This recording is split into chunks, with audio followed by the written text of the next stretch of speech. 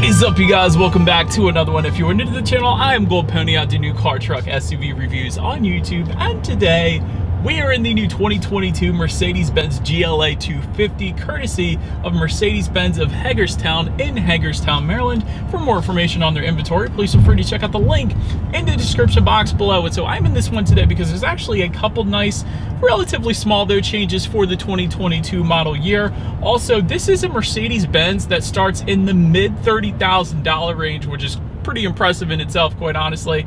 And of course, in this video, we will be testing out and going over everything about this one, from acceleration to braking, steering feel, ride quality, sound system, exhaust clip, all that fun stuff. So having said all of that, what do you guys say? Let's just go ahead and jump right into it. And as always, let's start with pricing. And so there will be two different configurations for the GLA 250. There is the front wheel drive setup that starts at $36,230. Then there is the all-wheel drive that we have today, or the 4MATIC, starting at $38,230. But regardless of which setup that you go with, the power plant on the GLA 250 will be the same. Powering this little beast is a 2-liter turbocharged inline 4-cylinder, putting out 221 horsepower at 5,500 RPM, 258 pound-feet of torque, coming in at 1,800 RPM. Power sent to front wheels or all wheels through an 8-speed dual clutch with paddle shifters, which you guys know we will be testing out here in a little bit. But 0 to 60 time comes in at 6.8 seconds for the front wheel drive, 6.6 then for the all-wheel drive.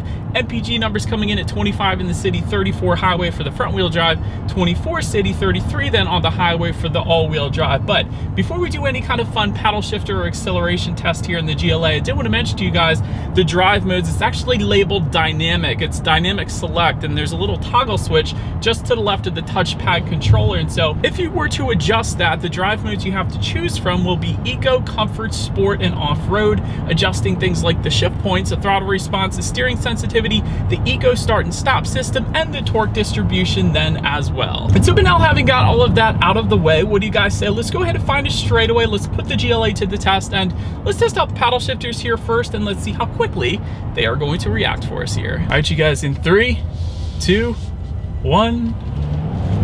Holy cow. Not bad.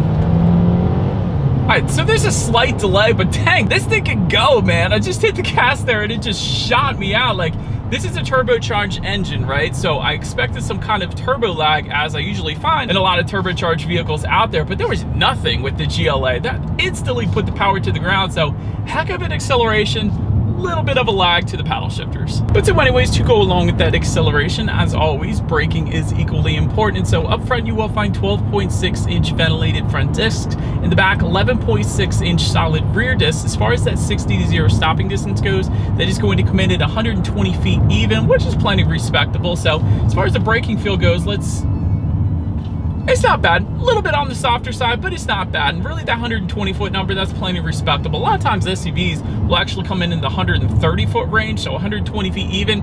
It's definitely impressive. But then touching on suspension and handling, up front, you're gonna get an independent McPherson strut front suspension. In the back, independent 4-link rear suspension, and there is an available adaptive damping suspension that goes for $990 if you wanted that. But essentially what that does is it monitors each shock absorber individually, not only tightening up the suspension during heavy cornering, but also adjusting to the road imperfections, giving you a smoother ride then as well. So if you wanted the best of both worlds, there is that adaptive damping suspension that is available for you. But having said that, ride quality has been perfectly fine on my short test drive here today in the GLA, so definitely not going to have any issues with that. As far as steering feel goes, I just put it in sport driving mode, and it does give you a much heavier feel to the steering, which I personally like. So really, you can tailor that steering feel to however you want it. So I would probably leave it in that sport mode, because I do like a heavier steering feel. But if you didn't like that heavier steering feel, just take it out of sport mode. So a little bit of something for everybody, I guess you could say. Then touching on cabin noise, you guys could probably tell I am driving right now, and there isn't a whole lot of exterior wind noise or even road noise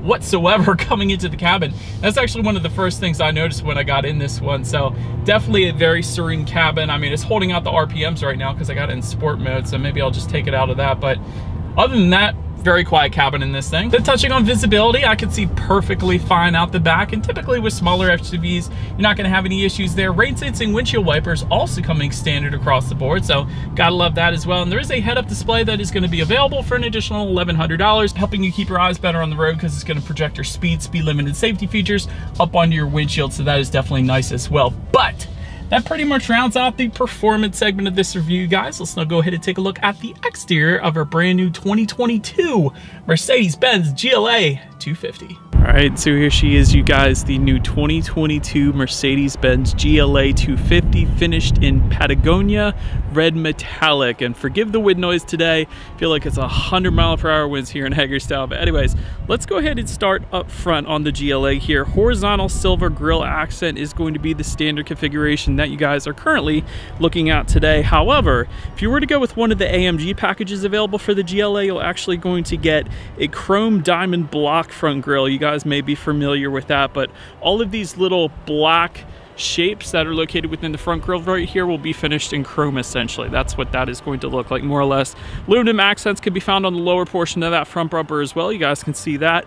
LED headlights do come standard on the GLA, of course. They do come with the automatic feature, meaning when it starts to get dark at night, those headlights will turn on automatically for you there. LED daytime running lights coming standard. LED fog lights down below as well. And I love that they're LEDs. A lot of manufacturers will put halogens for the fog lights, so well done Mercedes for including LEDs on those as well.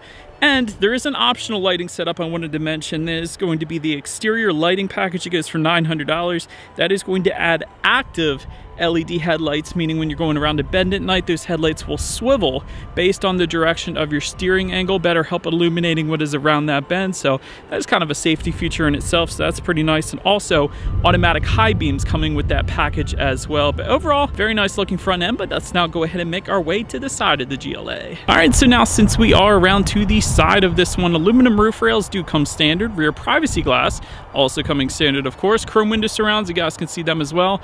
And there is also some chrome accents found on the door handles as well as on the side skirts down below there as well. So everything ties together pretty nicely because of that. When it comes to those side mirrors, they are body colored power adjustable side mirrors, and they will be heated with LED integrated turn signals then as well. And take a look at the wheel configuration. 18-inch double 5-spoke alloys is the standard setup, and that is of course what you guys are looking at right now.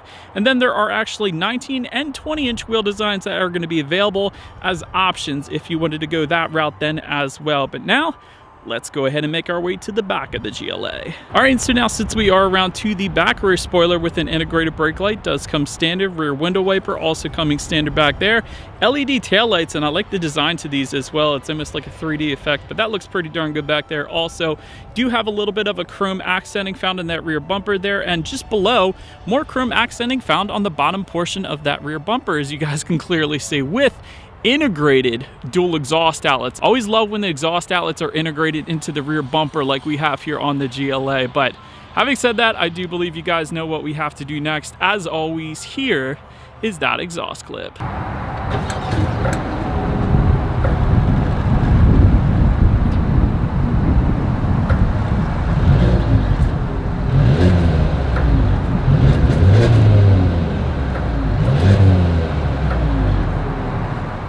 Alright, so now since we are around back of the GLA 250, when it comes to opening that rear tailgate, it is a manual tailgate that does come standard. Power tailgate, of course, is going to be available, but quite honestly, for the size of an SUV, a manual tailgate is perfectly fine. But once opened up, cargo capacity comes in at 19 cubic feet behind that second row. But if that was not enough space, there is a 40-20-40 split, meaning the rear seats do fold down, bumping that up to 50.5 cubic feet then, which is definitely a good bit of space back there. Cargo cover also coming standard back there. Tie-down anchors. There's a couple side pockets with some mesh nets, which I thought was pretty cool. There's an elastic strap for holding items tight back there if you wanted to. Grocery bag hooks can be found back there. There's some cargo lighting. And if you were to lift up underneath the floor of that cargo area, you will actually find some in-floor storage back there then as well. And but so then making our way to the rear legroom, that is going to come in at an even 38 inches. So for reference, I'm an even 6 feet tall. This is how much space I have back there. Rear center armrest with cup holders is going to be available. Unfortunately, we don't have that today. However, rear ventilation is going to be standard. If the rear passengers simply look forward, they will see where that is going to be located. And there is a couple of phone charging ports for those rear passengers then as well. And there actually is an optional 115 volt power outlet that we do have today. So that is going to be available for those rear passengers then as as well. But then make your way up to the front seats. 8-way power adjustable front seats with 4-way power lumbar does come standard. One of the coolest parts though that I found, memory settings for up to 3 different people. I put it that way because it's memory settings for not just the driver's seat, but the passenger seat then as well, which I absolutely love. I think that's pretty cool. MB Tex upholstery does come standard. Leather seating is optional. Heated front seats go for $500. Heated and ventilated front seats go for $950. And multi-contour front seats go for $760. And overall, seating was plenty comfortable. And I love that the seams in the seats are vertical. It gives you no awkward pressure points essentially. But now, make your way up to the steering wheel. It is tilt and telescoping. It is leather wrapped and it is heated. If you wanted to go for an additional $250 on that option there. Then make your way to the startup. Let me start by showing you guys the key. Essentially, all of your buttons are located on one side of the key here. You got lock and then Mercedes-Benz logo, of course, in the middle there, but it is essentially all keyless entry with a push button start. So all I'm going to do here is simply put my foot on the brake and press that engine start button located just to the left of the center air vents there. But so, once started up, it is a digital gauge cluster no matter what setup that you go with. However, the size is going to differ. And so 7-inch digital gauge cluster is going to come standard, but there is a 10.25-inch digital gauge cluster that comes with the premium package, which by the way goes for $1,750. And we do have that with us here today. So premium package also adds a couple new additions for the 2022 model year. And these are the couple minor changes, I guess you could say, but Sirius XM radio now comes with that package. In addition to that, the 115-volt power outlet for the rear passengers that I previously mentioned. So that essentially is what's new on the GLA 250. But overall, one of the coolest parts about these digital gauge clusters is there are steering wheel mounted controls found on the left-hand side of the steering wheel for the gauges at least. And if you go all the way over to designs and display, that is going to give you 4 different kind of configurations you could choose between, including classic, sport, progressive, and understated. And that really does change the entire look of the gauges. So I absolutely love that part. That's my favorite part at least. But now, let's now go ahead and make our way to overall interior quality. There is a dual pane panorama roof that goes for $1,500. We do have that option. So rear passengers actually get their own little moonroof back there. I thought that was pretty cool. Universal garage door opener goes for $280, and that comes with a frameless rear view mirror. We do have that option as well up top there. Dual zone climate control does come standard. Optional, however, are 64 colors of ambient lighting. That goes for $310. And we do have that option, and I love that option on Mercedes. I always say in all my reviews, Mercedes does ambient lighting better than any other manufacturer right now. And I stick to that because they still haven't been beaten in my mind out of the 600 plus reviews that I've done at this point.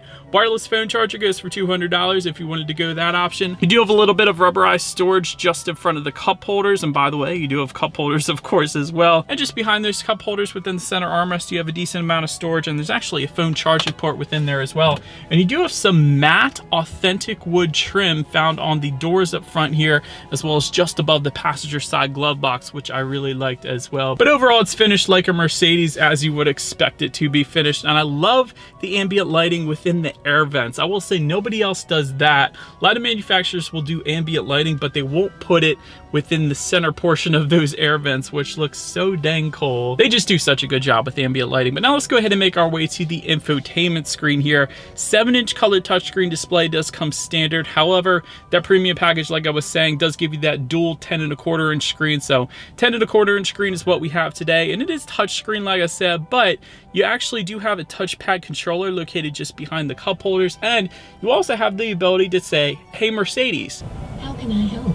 You see, she wants to help me. That's cool. Bluetooth and audio streaming, though, of course, does come standard. Android Auto, Apple CarPlay as well. Factory navigation system is going to be optional, and there actually is an augmented video factory navigation system, also another option there, where essentially the arrows on the navigation screen kind of turn in real time as you get closer to your turn, which is pretty stinking cool. So I would definitely go with that one if you can. Ambient lighting settings can be found up on that screen, climate control settings as well. And if you swipe up, there's actually a little theme section, which I always like to see. There's your standard theme, there's adventure, experience, efficiency, lounge, and so on. You can actually create your own theme apparently as well. Essentially, that's going to change absolutely everything within the vehicle, from things like ambient lighting to opening and closing the panoramic roof. There's so many different settings that get adjusted with those themes. I find that so freaking cool. But anyways, you can of course check out your radio information up there as well. And by the way, standard sound system is going to be 6 speakers. However, there is an optional 12 speaker Burmester sound system that is available that goes for $850 if you wanted to go that route. And that comes with a 9-channel digital amp and 590 watts. But we actually have the standard 6 speaker sound system with us here today. So what do you guys say? Let's go ahead and turn on the radio, see what we got playing today, and let's test out the clarity of this one.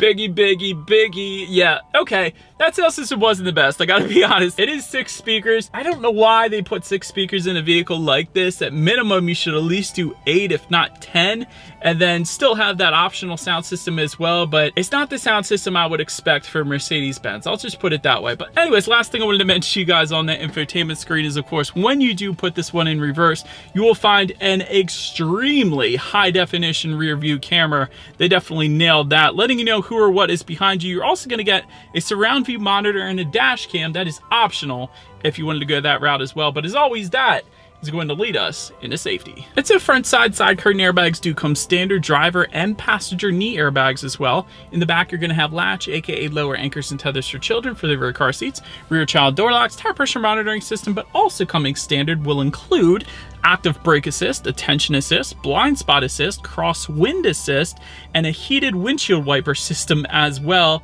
Did want to also mention that there's 2 package options when it comes to safety. First one is the driver assistance package. It goes for $1,700.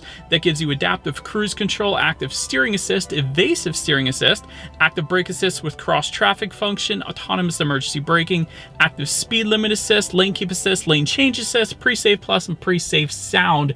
So that's essentially going to give you all of your advanced safety features, to put it simply. Then there's also a parking assistance package. It goes for $1,090.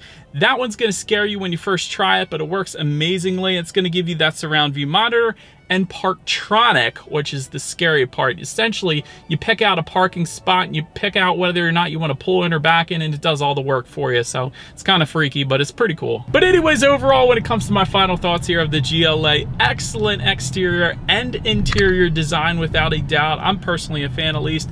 Excellent driving dynamics, as always, in every Mercedes-Benz I feel like that I test. Even if it's the GLA 250 and not an AMG product, still, the driving dynamics are always on point in Mercedes.